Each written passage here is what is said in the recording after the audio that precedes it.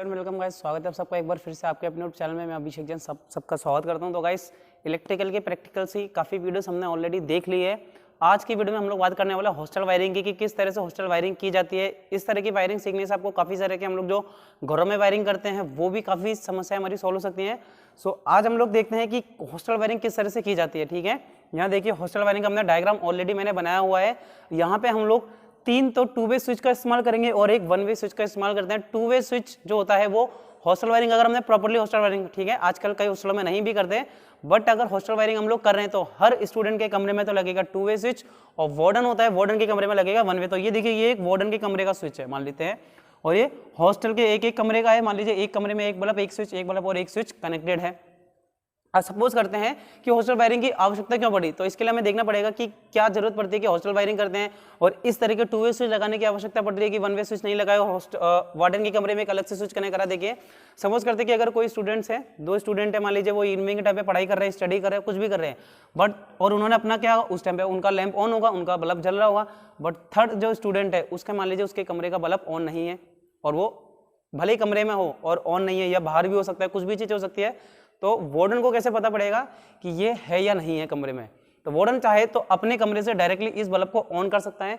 अगर मान लीजिए वो स्टूडेंट कुछ काम कर रहा होगा या उसको लाइट की आवश्यकता नहीं, तो वो वार्डन को बोलेगा कि सर आप लाइट ऑफ कीजिए, और वार्डन को पता लग जाएगा। और अगर वो किसी तरह से आवाज़ नहीं करता है तो वार्डन को ये आइडिया हो जाएगा कि बच्चा इस कमरे में नहीं है या रात हो गई है ज़्यादा।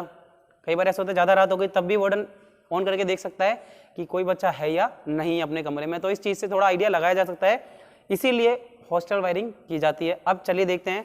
तो सबसे पहले देखेंगे फेस। ये देखिए 1 वे स्विच है, नीचे वाले टर्मिनल पे हमेशा फेस दिया जाता है, ऑलरेडी आपको बताया हुआ है। तो इसने यहाँ से तीनों स्विच पे आगे भी फेस कनेक्ट कर दिया। और मिडिल पॉइंट जो होता है 2 वे स्विच का, जिसे कॉमन कहते हैं, वहाँ से हमेशा क्या करते हैं हम लोग, लोड को कनेक्शन देता है। देखिए इससे इसको दे दिया और इससे इसको कनेक्शन दे दिया। तीनों बल्ब का जो एक टर्मिनल लिया और उसको न्यूट्रल से कनेक्ट कर दिया।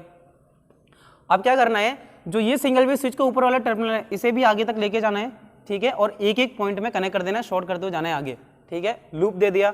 अब मान लीजिए कि कोई बच्चा है, उसने स्विच ऑन करा तो उसका बल्ब जल जाएगा, इसने ऑन करा इसका बल्ब जल जाएगा, ठीक है, ओके जल गया। लेकिन और नॉर्मल कंडीशन है, ये स्विच ऑफ है अभी, तो बच्चा अपने कमरे से, क्योंकि इसको सिर्फ जब ऑन करेगा ना, जब ये इसके साथ कनेक्शन में आएंगे तभी तो बल्ब ऑन होगा। लेकिन अगर यहाँ से स्विच को ऑन कर दिया जाता है तो ऊपर वाले टर्मिनल को फेज मिलना स्टार्ट हो जाएगा, और जैसे ही ऊपर वाले टर्मिनल को फेज मिलना स्टार्ट हुआ तो डायरेक्टली देखिए इन तीनों ही बल्ब के स्विच को फेज मिलना स्टार्ट हो जाएगा।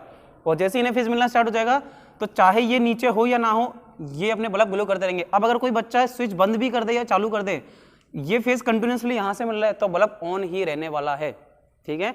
बच्चे तब तक बल्ब को ऑफ नहीं कर सकते जब तक कि इस स्विच को ऑफ ना किया जाए, ठीक है। बच्चा चाहे कितने भी बटन दबाए ये ऑफ नहीं होगा।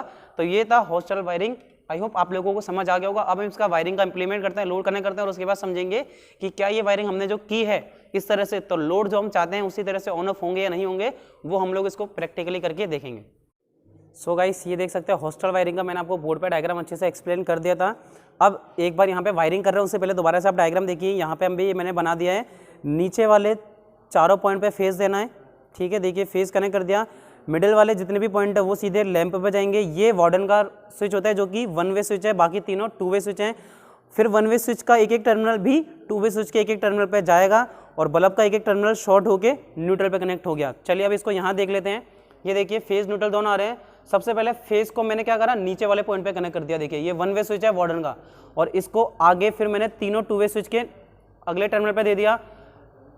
अब 1 वे स्विच का जो अगला टर्मिनल है वो मैंने सभी स्विच के ऊपर वाले टर्मिनल पे कनेक्ट कर दिया। नीचे वाला पॉइंट नीचे टर्मिनल पे, ऊपर वाला पॉइंट ऊपर वाले सभी टर्मिनल पे आपको कनेक्ट करना है। देखिए कनेक्ट कर दिया। इसके बाद आपको क्या करना है, ये जो देखिए अब ये तीनों 2 वे स्विच है, इनका मिडिल पॉइंट इंडिकेटर पे जा रहा है। देखिए ये यहाँ से मिडिल पॉइंट सभी तीनों इंडिकेटर पे जा रहा है।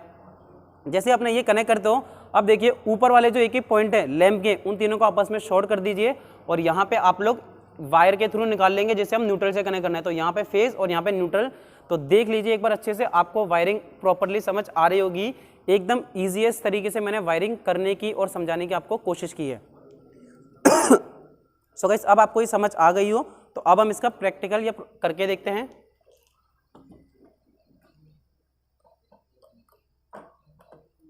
चलिए ये देखिए अभी तीनों ऑन है क्योंकि यहाँ से ही स्विच ऑन है। अब मैंने आपको बताया था नॉर्मल कंडीशन में कोई भी बच्चा अपने कमरे से इस स्विचेस को ऑपरेट करा सकता है, ठीक है। मान लीजिए अगर वार्डन चाहे, अगर ये स्विच जब तक ऑफ है तब बच्चों के हाथ में इन तीनों लैंप का कंट्रोल है, ठीक है, कभी भी ऑन या कभी भी ऑफ कर सकते हैं। लेकिन जैसे ही वार्डन अपना ये स्विच ऑन कर देता है, वार्डन ये स्विच ऑन कर देता है और ये तीनों स्विच ऑन है, तब भी बच्चे इसे ऑफ नहीं कर सकते, ठीक है। बस देखिए, आप इसे देखिए गौर से, अगर आप ये देखेंगे, देखिए अब ये ऑन है, ठीक है। अब जैसे मैं दबाऊंगा तो थोड़ी सी देर के लिए, क्योंकि ये सप्लाई वहां से कट होकर यहाँ आ रही है, तो हल्का सा आपको दिखेगा रिफ्लेक्शन।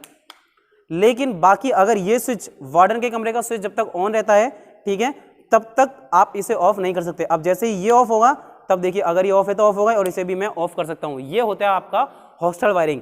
आप चाहें तो 1 बल्ब फ्रॉम 3 प्लेसेस का भी यहाँ पे इस्तेमाल कर सकते हैं, जिसकी मदद से वार्डन कभी भी स्विचेस ऑफ कर सकता है या ऑन कर सकता है। तो ये आपका प्रैक्टिकल होता है guys, hostel wiring. I hope आपको हॉस्टल वायरिंग अच्छे से समझ आ गई होगी। यहाँ भी देखिए एक डायग्राम बना रखा है हमने, ताकि आपको अच्छे से चीज़ें समझ आ सके, क्लियर हो सके। तो ये प्रोजेक्ट फाइनली हम लोगों ने तैयार कर दिया है, ठीक है। आप इसे टांग देंगे और इसी तरह के प्रोजेक्ट्स आप अपने कॉलेजेस और स्कूलों में बना सकते हैं, साइंस एग्जीबिशन में लगा सकते हैं और दिखा सकते हैं। ईजी है, किसी तरह की कोई इशू नहीं आना। अगर आप घर पे भी बनाते हैं, ट्राई कर सकते हैं, इजीली कर सकते हैं।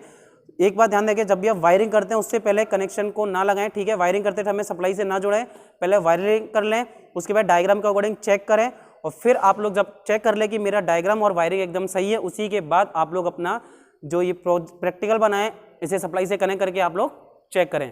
सो अगर गाइस वीडियो अच्छी लगी तो वीडियो को ज़्यादा से ज़्यादा शेयर करें, चैनल को सब्सक्राइब करना ना भूलें, बेल आइकन पे क्लिक कर दें, ताकि जब भी हमारी नई वीडियो है आप लोगों तक पहुंच सके। आई होप गाइस आपको वीडियो अच्छी लगी होगी। थैंक यू गाइस, मिलते हैं अपनी नेक्स्ट वीडियो में।